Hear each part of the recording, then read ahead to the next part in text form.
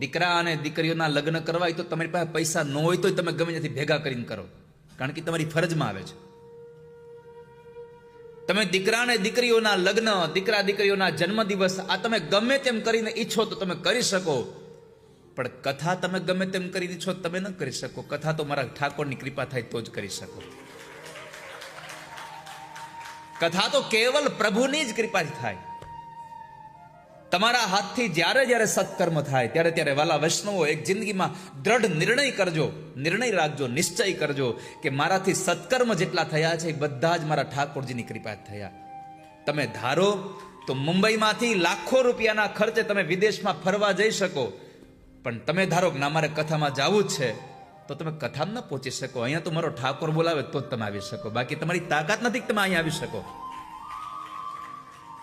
આ તો પ્રભુની જ કૃપા થાય.